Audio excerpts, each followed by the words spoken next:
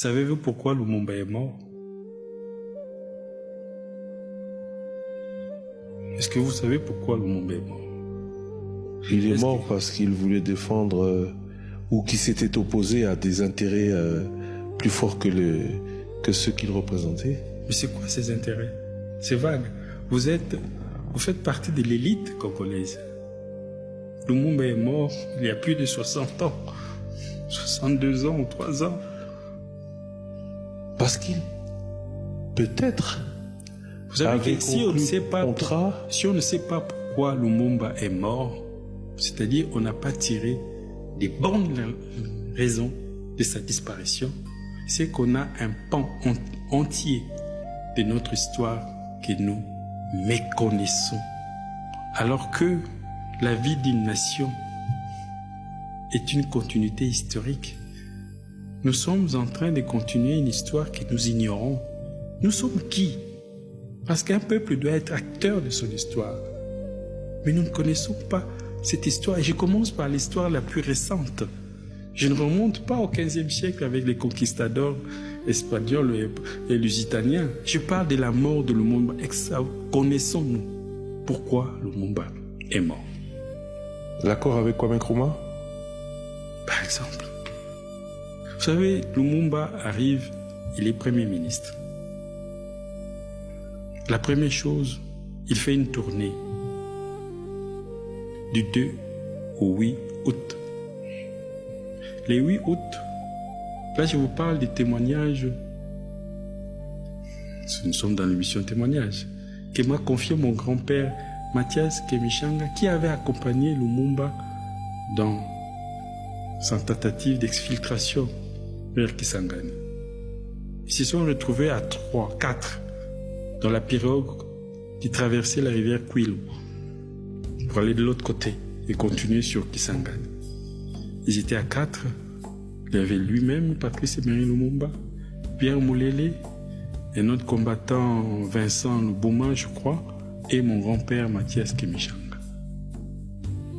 La nuit à 23h, la nuit du 1er au 2 décembre 60, il dit à mon grand-père: tu sais pourquoi les Occidentaux s'acharnent sur moi?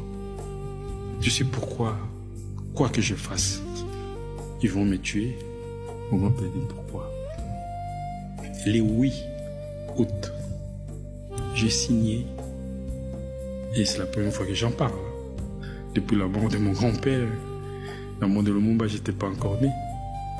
Et j'avais signé un accord secret avec Kwame Nkrumah.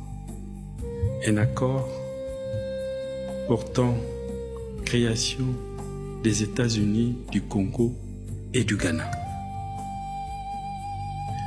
D'autres nations devaient rejoindre cette république confédérale, notamment la Guinée, Conakry, la Guinée de Sékou Touré, les Mali de Modibo Keïta, et avec Nasser, ils étaient en discussion pour élargir au niveau du Maghreb ces nouvel État confédéral.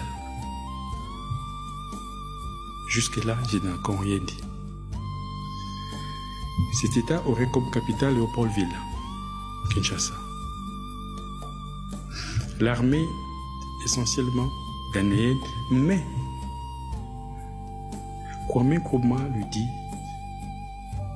depuis l'événement de Bronzeville aux États-Unis, Texas, où une centaine de militaires noirs de l'armée américaine,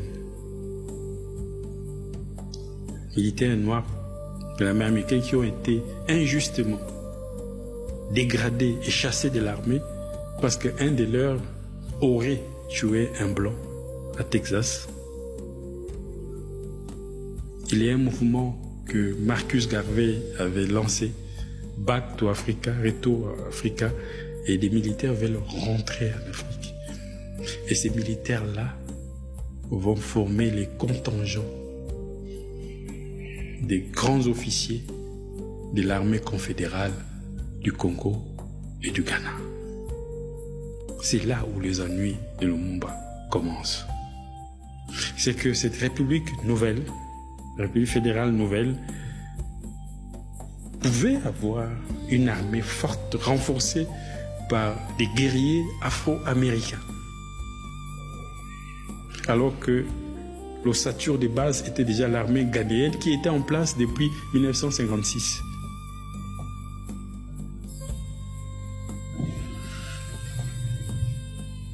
Dubois, c'est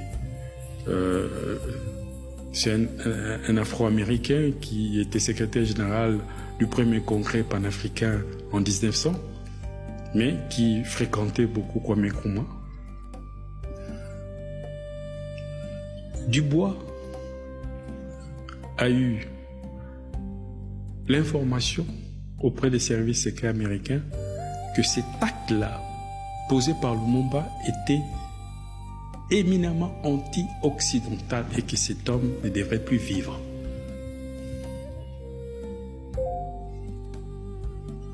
Donc nous devons aujourd'hui savoir si Lumumba est mort, c'est parce qu'il avait compris que la survie de la RDC dépendait